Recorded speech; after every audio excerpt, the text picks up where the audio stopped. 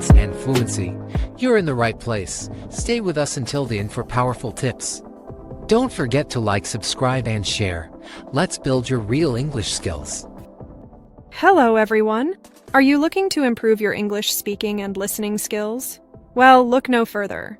Our podcast conversations are the perfect way to enhance your English language skills. That's right. Welcome back to the English Leap podcast, where we help you take your English to the next level. I'm Daniel. And I'm Jennifer.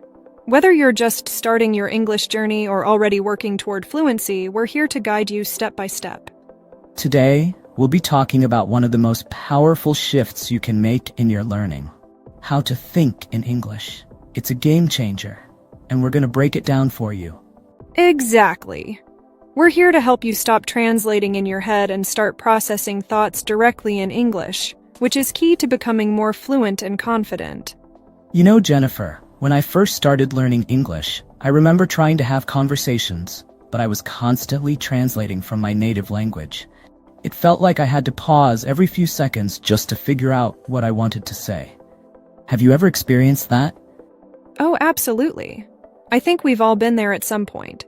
For me, it was especially difficult in situations where I had to think fast, like ordering food or chatting with someone casually. I'd get stuck, and by the time I translated what I wanted to say, the conversation had already moved on. Yeah, it's like trying to catch up to a train that's already left the station. Right. It's all part of the learning process, and that's why thinking in English is such a powerful skill. It takes away that delay, and you start to feel more in control of your language. Exactly. So today, we're going to share some practical tips to help you make that shift to thinking in English. Before we dive deeper into today's topic, we have a special resource just for you. We've crafted a free PDF guide packed with essential vocabulary and insightful tips to enhance your English thinking skills. Be sure to check it out. It's linked in the description below. Yes, and stick around till the end of the podcast because we'll be joined by our vocabulary expert, Charlotte. She'll help break down some of the key words and phrases we've used today. Great! So let's kick off with our first tip on how to think in English: labeling objects around you. Ah yes, this one brings back memories. When I first started learning English, my apartment was covered in sticky notes. My friends thought I was turning the place into an art project. I can totally relate. I did the same thing. I remember putting a label on my mirror that said mirror, and every morning I'd see it while getting ready. Exactly. And it's funny how quickly it works. After a while, every time I picked up my cup or opened the refrigerator, the English words just popped into my head automatically. You know, what's great about this method is that it turns your environment into a constant learning space. It's like passive studying. You learn without even realizing it. Right, and it helps break the habit of translating from your native language because you're directly associating the English word with the object. So the bottom line is, labeling objects helps you think in English by making the language a natural part of your daily life. Well said, Jennifer. It's all about creating those connections in your brain. Over time, you'll find yourself thinking of the English word first. And that's a big step toward fluency. So to all our listeners, give it a try and let us know how it goes. Absolutely. You know, speaking of making English a natural part of daily life, it reminds me of another tip that's been really helpful. Oh, are you thinking about using simple sentences in your thoughts? Exactly. When I started forcing myself to think in English, I realized I didn't have to construct perfect sentences. Just simple, straightforward thoughts. Yes, I used to overcomplicate things by trying to think in complex sentences, which made it harder and more frustrating. Same here. Then I began thinking in simple phrases, like I am hungry, it's sunny today, or I need to buy milk.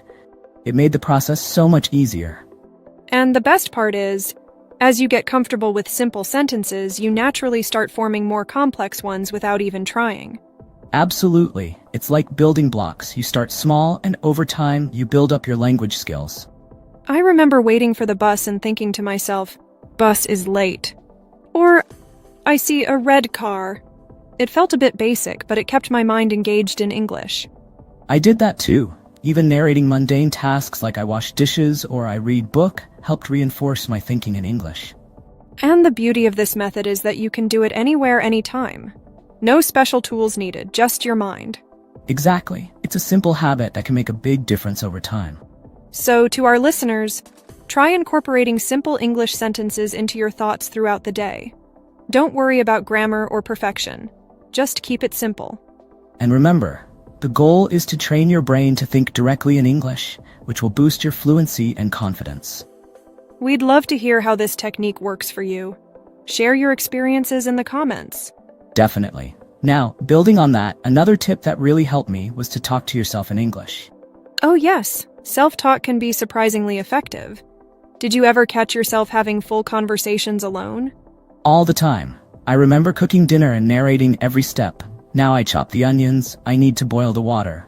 It felt a bit silly at first, but it made a big difference. I did the same when I was driving. I'd comment on everything. The traffic is heavy today. That car is moving fast. It kept my mind engaged and helped me think on my feet.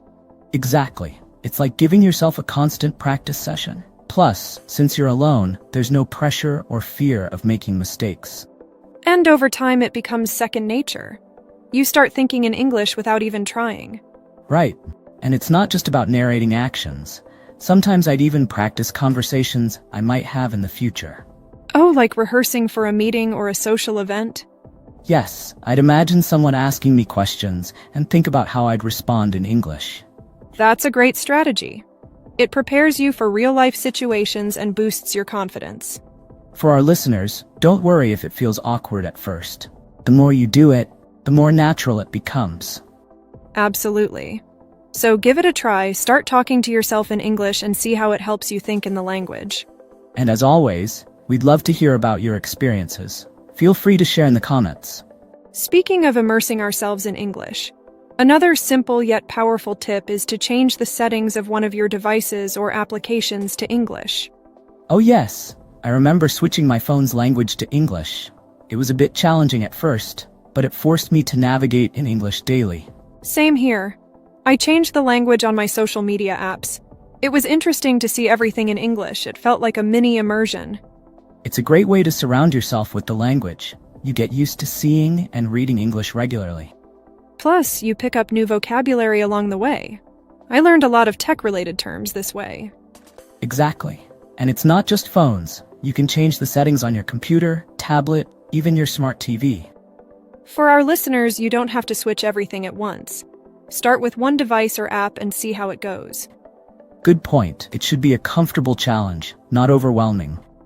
So, try changing a device or app to English and immerse yourself even more in the language.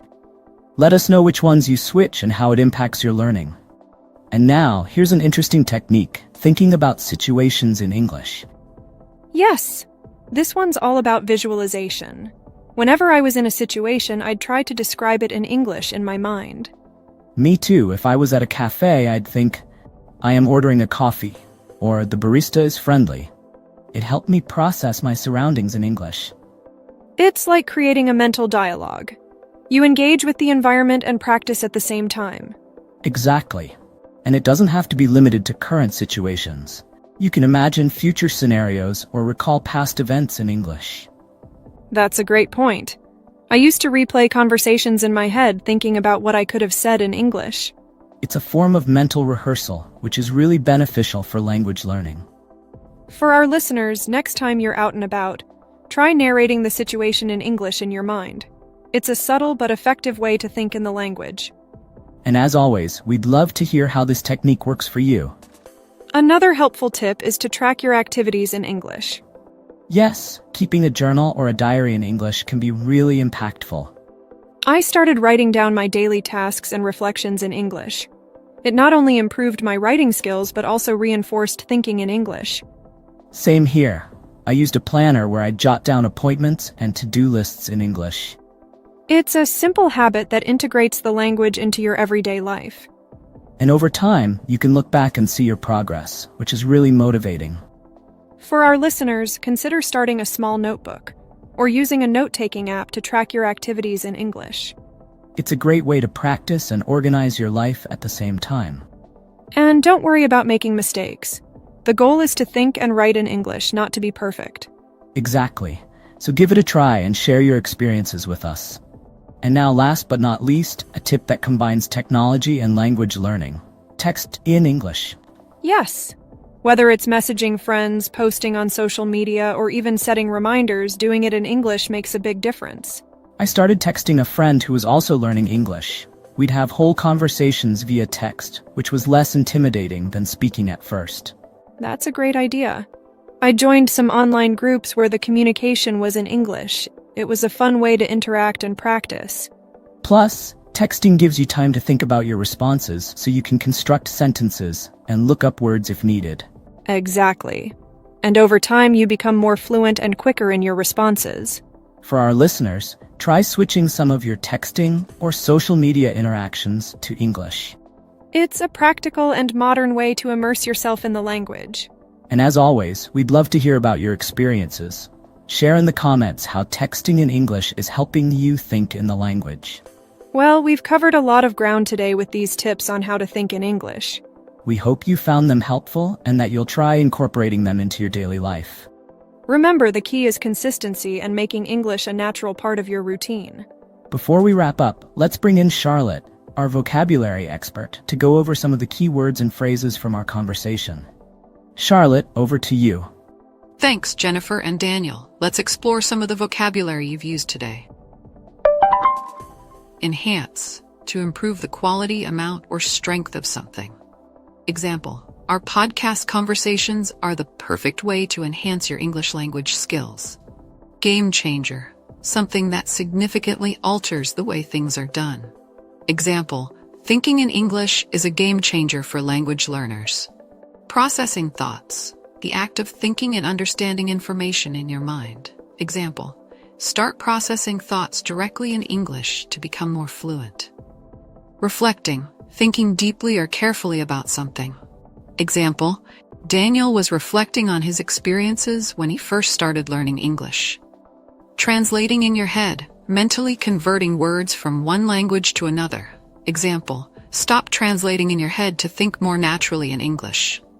Catch up to a train that's already left the station. An idiom meaning trying to reach or engage with something that has already progressed. Example, by the time I thought of the right words, the conversation had moved on. It felt like trying to catch up to a train that's already left the station. Overcomplicate, to make something more complex than necessary. Example, don't overcomplicate your thoughts. Start with simple sentences. Straightforward, simple and easy to understand. Example, thinking in straightforward thoughts can ease the learning process. Mundane tasks, ordinary, everyday activities that are not exciting. Example, narrating mundane tasks like cooking can help reinforce English thinking. Reinforce, to strengthen or support an idea or habit. Example, writing in English helps reinforce your language skills. Second nature, a habit or skill that seems innate because it's been practiced so much. Example, after practicing daily, thinking in English became second nature. Think on your feet, to react quickly and effectively without prior preparation. Example, self-talk can help you learn to think on your feet in conversations. Self-talk, the act of talking to oneself, either silently or aloud. Example, self-talk is a useful technique for practicing English. Immerse, to involve oneself deeply in a particular activity. Example, immerse yourself in English by changing your device settings. Mini immersion, a brief or limited experience of being surrounded by a language. Example, switching apps to English creates a mini immersion environment. Navigate, to find your way around or through something. Example, changing your phone's language forces you to navigate in English. Visualization, forming mental images to understand or plan something. Example, visualization helps when thinking about situations in English. Mental rehearsal, practicing an activity in your mind before actually doing it. Example, she used mental rehearsal to prepare for English conversations. Subtle, not immediately obvious, nuanced. Example, thinking in English leads to subtle improvements over time. Impactful, having a significant effect or influence. Example, keeping a journal in English is an impactful way to learn. Jot down, to write something quickly. Example, he would jot down new words in his notebook. Intimidating, making one feel nervous or frightened. Example, speaking with natives can be intimidating, but practice helps. Fluency, the ability to speak or write a language easily and accurately. Example, these tips will help you achieve fluency in English. Consistency, the quality of always behaving in the same way. Example, consistency is key in making progress with language learning. Engaged, fully occupied or involved. Example, self-talk keeps your mind engaged in English. Overwhelming, very intense, difficult to deal with. Example, changing all device settings at once can be overwhelming. Boost your confidence, increase your self-assurance. Example, thinking in English can boost your confidence in conversations. Rehearsing, practicing something repeatedly to improve. Example, rehearsing conversations in your mind prepares you for real-life situations. Immerse yourself, to fully engage in an activity or environment. Example, immerse yourself in English to enhance learning. Practical, useful and sensible. Example, texting in English is a practical way to practice writing. Natural part of your routine, something you do regularly without effort. Example, make thinking in English a natural part of your routine. Insightful, showing a deep understanding. Example, their conversation provided insightful tips for learners. Special resource, a unique or valuable tool. Example, download the special resource they've prepared for more help. Boosts your confidence, increases your belief in your abilities. Example, practicing regularly boosts your confidence in speaking English. Stick around, to stay somewhere for a period of time. Example, stick around until the end for more valuable tips. Thank you so much, Charlotte. That was incredibly helpful. Yes, we really appreciate it. Expanding your vocabulary is such a crucial part of language learning. Well, that brings us to the end of today's podcast. We hope you've enjoyed our tips on how to think in English. Remember, we're all on this language learning journey together. So, keep practicing, stay positive, and don't hesitate to share your experiences and questions in the comments. And don't forget to download our free PDF guide. It's a great resource to support your learning. Thanks for joining us today. Until next time, happy learning. Goodbye, everyone. Thank you for watching Real English Skills. We're so glad you stayed with us. Keep practicing, stay motivated, and get ready for our next videos. See you in the next lesson.